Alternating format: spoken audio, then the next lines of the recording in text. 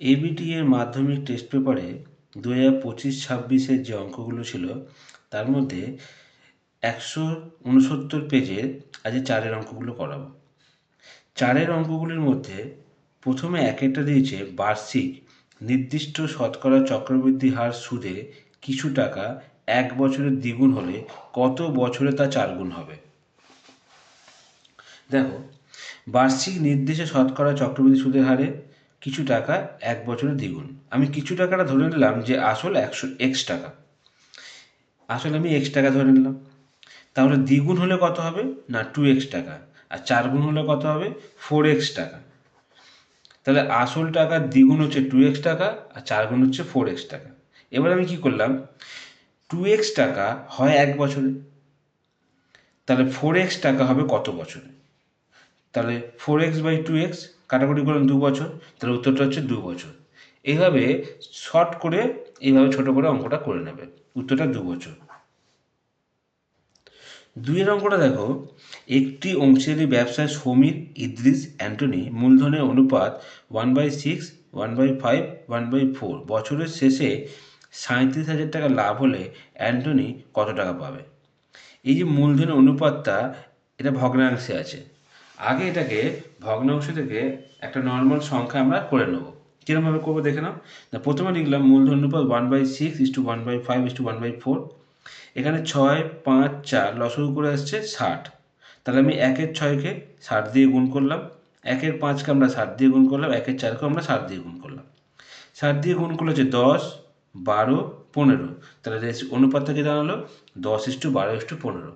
আনুপাতিক ভাগাকার 3টেকে যোগ করতে হবে, 10, 12, 15 যোগ 37। 10-এর বাই 37, 12 37, 15 37। এইভাবে করবে। তারপর এখানে মোট লাভটা বলে দিয়ে 37,000 টাকা। এবার অ্যান্টনির লাভটা বের করতে বলেছে। ওখানে অ্যান্টনির আনুপাতিক ভাগাকার ছিল 15/37। তাহলে 37,000 গুণ 15/37, 37 দিয়ে কাটলাম 100 এলো, 100-র সঙ্গে 15 গুণ করলে আসছে 15,000, মানে 1500 টাকা। 100-র সঙ্গে 15 গুণ করলে 1500 টাকা, তার মানে এটা অ্যান্টনির লভ্যাংশ। 3-এর অঙ্কটা দেখো, একটি দ্বিঘাত সমীকরণের বীজদ্বয়ের সমষ্টি 14, গুণফল 24। দ্বিঘাত সমীকরণটি কী হবে লেখো। তো প্রথমে আমি লিখে নিয়েছি বীজদ্বয়ের সমষ্টি 14, মানে হচ্ছে alpha plus beta equal to 14। বীজদ্বয়ের গুণফল 24, alpha into beta equal to 24। দ্বিঘাত সমীকরণের গাণিতিক সূত্রটা হচ্ছে x² minus alpha plus beta x plus alpha into beta. তাহলে এখানে x² বসলো, এখানে মাইনাসটা বসে গেল, আর আলফা প্লাস বিটার মান ছিল কত 14, তাই এখানে 14 বসালাম, 14x plus alpha into beta 24, তাই 24 লিখলাম। তাই সমীকরণ দাঁড়ালো x² মাইনাস 14x প্লাস 24। এইভাবে সমাধান করবে। 4-এর অঙ্কটা দেখো, x² ax plus 3 equal to 0 সমীকরণে একটি বীজ 1 হলে এর মানটা কত হবে। তো এটা কিভাবে করছি দেখো, প্রথমে আমি সমীকরণটা লিখে নিলাম x² ax plus 3 equal to 0। এই যে সমীকরণটা লিখলাম, এই সমীকরণে একটি বীজ 1, মানে x এর মানটাকে আমি 1 ধরে নিলাম। তাহলে আমি x এর জায়গায় 1 পুট করলাম, এখানে ax, এখানেও a into 1 plus 3 equal to 0। এবার 1 একটা ওপরে চলে গেল, 3টা ওপরে চলে গেল, -3 -1, তাহলে a ইকুয়াল টু -4। 5-এর অঙ্কটা কি বলছে দেখো, 5-এরটা বলছে 10 সেমি দৈর্ঘ্যের ব্যাসার্ধে দুটি সমান বৃত্ত পরস্পরকে ছেদ করে তাদের সাধারণ জ্যায়ের দৈর্ঘ্য 12 সেমি। বৃত্ত দুটির কেন্দ্রদ্বয়ের দূরত্ব বের করতে বলেছে। দেখো কিভাবে করি। দেখো, প্রথমে আমরা কি করলাম, দুটি সমান বৃত্তের ব্যাসার্ধ 10 সেমি, আমরা দুটো বৃত্ত এঁকে নিয়েছি। এদের মধ্যে যে সমান বৃত্তের ব্যাসার্ধ, এই সমান বৃত্তের যে ব্যাসার্ধ 10 সেমি বলে দিয়েছে, এবং সাধারণ জ্যা বলছে 12 সেমি। 12 সেমি মানে হচ্ছে এখান থেকে এই পর্যন্ত হচ্ছে 12 সেমি, এটা সাধারণ জ্যা। দুটো বৃত্তের মধ্যে সাধারণ জ্যা হচ্ছে এই। তাহলে এডি কত হবে, এখান থেকে এডি হচ্ছে 12/2 সমান সমান 6 সেমি, এটা বেরিয়ে গেল। এবারে এখান থেকে আমাকে বিডি বের করতে হবে। বিডি মানে হচ্ছে √/ab² মাইনাস AD²। তাহলে এখানে এবি তো আমরা পেয়েছিলাম ব্যাসার্ধ 10 সেমি, আর এখানে বিডি ভাগ করে এসেছে এডি 6 সেমি। তাহলে 10 স্কোয়ার মানে 100, 6 স্কোয়ার 36, রুট ওভার করা আছে, বিয়োগ করলে 64, তার মানে রুট ওভার করলে বর্গমূল করলে হচ্ছে 8, তার মানে এটা হচ্ছে 8 সেমি, একটা হচ্ছে 8 সেমি। আর যেহেতু আর একটা ব্যাসার্ধ আছে তাই ওটাও তো সেম দুটো সেম বৃত্ত ছিল, তাই 8 সেমি 8 সেমি। সুতরাং দুটো কেন্দ্রের দূরত্ব হচ্ছে, একটা হচ্ছে ওপার থেকে 8, এখানে 8 যোগ করলে 16 সেমি, তাহলে দুটো কেন্দ্রের দূরত্ব হচ্ছে 16 সেমি। এইভাবে করবে। 6 অঙ্কটা দেখো, এবিসি সমদ্বিবাহু ত্রিভুজের এবি এবং এসি সমান। এবি বাহুকে ব্যাস ধরে বৃত্ত অঙ্কন করলে বৃত্তটি বিসি বাহুকে ডি বিন্দুতে ছেদ করে। বিডি 4 সেমি হলে সিডির দৈর্ঘ্য কত হবে? প্রথমে আমি একটা ছবি এঁকে নিয়েছি। ছবিটার মধ্যে এবি হচ্ছে বৃত্তের ব্যাস, আর ত্রিভুজটা এঁকে নিয়েছি। এখান থেকে এসি আর এবি দুটো বাহু সমান। এখান থেকে এবি হচ্ছে বৃত্তের ব্যাস, আর বিসির ওপরে ডি এমন একটা বিন্দু যেখান থেকে বিডি ছেদ করলো। তাহলে এখানে ধরে নিলাম, এখানে বলে দিয়েছে বিডি হচ্ছে 4 সেমি, তাহলে বিডি হচ্ছে 4 সেমি, এইখান থেকে এটা হচ্ছে 4 সেমি। আর এবি আর এসি আগেই বলেছে সমান, এটার সঙ্গে এটা সমান বলে দিয়েছে। আমরা যেটা জানি যে এই যে এখানটায় কোণ উৎপন্ন করলো, এটা লম্ব, এটা কোণ উৎপন্ন করলো, তার মানে এডিবি কোণ 90 ডিগ্রির একটা অর্ধবৃত্তস্থ সমকোণ, এই যে দেখেই বোঝা যাচ্ছে অর্ধবৃত্তস্থ কোণ। আচ্ছা, তারও যদি হয় অর্ধবৃত্তস্থ কোণ সমকোণ হয়, তাহলে এ বি সি মানে কোনটা হচ্ছে দেখে নাও, এ বি সি এই কোণটা, আর বি এ সি বি এই দুটো কোণ সমান। এই কোণটার সঙ্গে এই কোণটা, কারণ এই দুটো বাহু সমান তাই এই দুটো কোণও সমান। এই দুটো কোণ মানে হচ্ছে এবিসি আর এসিবি, এই দুটো কোণ সমান। সুতরাং এখানে যদি তাই হয়, এই দুটো কোণ সমান হয়, আর এখানে যদি এডি বিসির ওপর লম্ব হয়, 90 ডিগ্রি কোণ মানে তো লম্ব, তাই এডিটা হচ্ছে বিসির ওপর লম্ব। সুতরাং বিডি এবং সিডি এই দুটো বাহুও সমান হওয়া উচিত, তাই বিডি যদি 4 সেমি হয় তাহলে সিডিও হবে 4 সেমি। 7 অঙ্কটা দেখো, এবিসিডি একটি বৃত্তের চতুর্ভুজ, তার মধ্যে বিএডি কোণ 65, এবিডি কোণ 70 আর বিসিডি কোণ 45 হলে এবিসি কোণের মান কত হবে? এখানে প্রথমে আমি লিখে নিয়েছি 7 অঙ্কটাতে।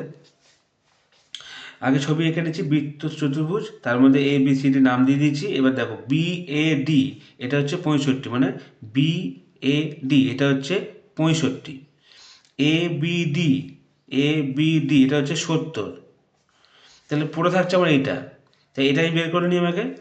আচ্ছা, তারপর আরেকটা বলে দিয়েছি বিডিসি, বিডিসি মানে এইটা বলে দিয়েছে 45।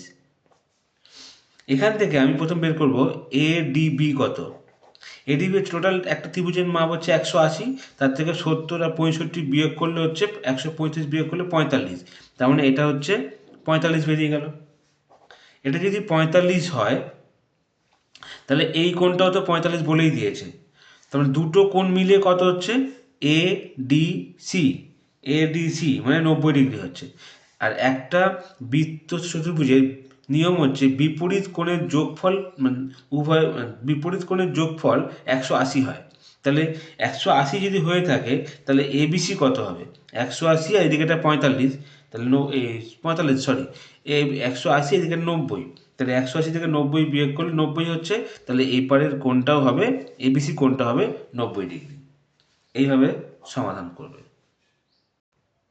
8 অঙ্কটা দেখো, একটি লম্ববৃত্তাকার শঙ্কুর উচ্চতা 12 সেমি এবং আয়তন 100 পাই ঘন সেমি হলে ব্যাসার্ধ কত হবে?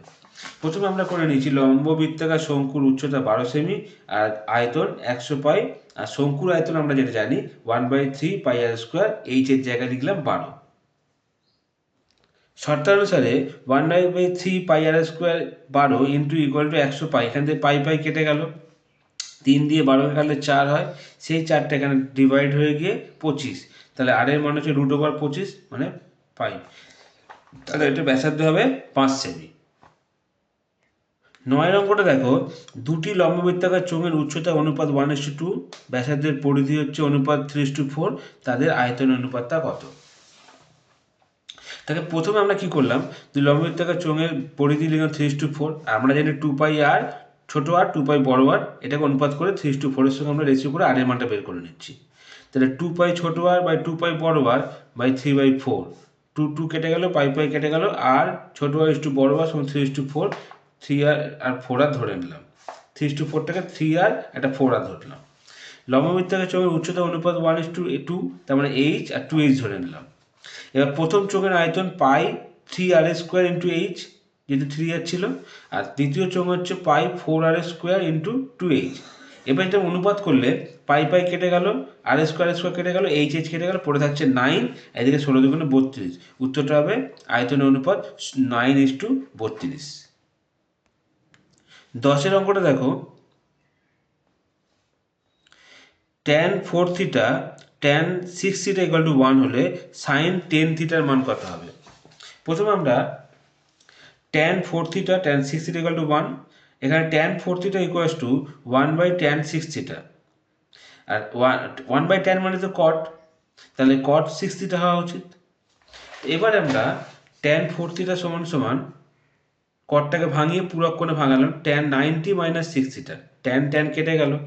এবার থিটাগুলোকে একদিকে করলাম, 4 থিটা 6 থিটা, যেহেতু মাইনাস ছিল ওর পাশে প্লাস হয়ে গেল, যোগ করে 10 থিটা, এখানে 90। তাহলে এখান থেকে থিটা ইকুয়াল টু 10 দিয়ে ভাগ করলে 9 ডিগ্রি, তাহলে থিটার মান হচ্ছে 9 ডিগ্রি। আর আমাকে বলেছে সাইন 10 থিটা, তার মানে 10 আর থিটার মান 9, তাহলে 10 9 90, তার মানে সাইন 90 মান আসছে 1। এইভাবে সমাধান করবে। 11 অঙ্কটা দেখো, cos theta plus sec theta equal to 2 হলে তাহলে cos 2025 থিটা প্লাস সাইন 2025 থিটার মান কত হবে? আগে আমার কি করতে হবে, cos থিটা আর sec থিটা ইকুয়াল টু 2 বলে দিয়েছে, আমি সেকটাকে cos করে নিয়েছি, তাহলে এটাকে ভগ্নাংশে যোগ করে নিচ্ছি, cosকে cos square theta plus 1 divided cos theta equal to 2, cos থিটাটাকে 2 এর সঙ্গে গুণ করলাম, তাহলে cos square theta plus 1 equal to cos theta, এটাকে নিয়ে এসে ফর্মুলায় পড়লো, a square minus 2b plus b স্কোয়ারের ফর্মুলায় পড়লো, তাহলে এটা equal to a minus b whole square, মানে cos থিটা মাইনাস 1 এর হোল স্কোয়ারের ফর্মুলা পড়লো, ইকুয়াল টু 0, তাহলে cos থিটা ইকুয়াল টু 1। তাহলে cos থিটা যদি 1 হয় তাহলে 1 এর মান তো cos 0, cos cos কেটে গেল, থিটা ইকুয়াল টু 0, তাহলে থিটার মান দাঁড়ালো 0। এবার দেখো cos থিটার 2025, তাহলে এখানে থিটার জায়গায় 1, যে মানটা পেয়েছি থিটার মান 1, তাই 1 to the power 2025 R 0 to the পাওয়ার 2025, কারণ থিটার মান এখানে 0, 0 পাওয়ার টু দি পাওয়ার 2025, তাহলে কি হলো 2 টু দি পাওয়ার 2025, আর এখানে 0 2 টু দি পাওয়ার 2025 বেরিয়ে গেল, এটার মান 1, এটার মান 0, যোগ করলে 1। এইভাবে তোমরা সমাধান করবে। 12 অঙ্কটা দেখো, এখানে মানটা ইউআই, এখানে xi মাইনাস 35/10, এখানে সামেশান fi uy 30 আর সামেশান fi 6 হলে এক্স বার কত হবে বের করতে হচ্ছে। তো প্রথমে আমরা করে নিলাম, আগে লিখে নিয়েছি, এটাও লিখে নিয়েছি, লিখে নিয়ে summation fi uy equal to summation by summation fi equal to 30/6, এটা কাটলে হচ্ছে 5, এটা সাধারণত uy ইকুয়াল টু 5 এসছে। এখান থেকে ইউআই ইকুয়াল সমান xy মাইনাস 35/10 ছিল, ইউআই এর মানটা বলে দিয়েছিল 5 পেয়ে গেছিলাম আমরা, তাই এটাকে ইকুয়েশন করে নিলাম, 10-এর সঙ্গে 5 করলে 50, xi মাইনাস 35 আর 35টা উপরে গিয়ে যোগ করলো 85, তাহলে x বার 85, উত্তরটা হবে 85।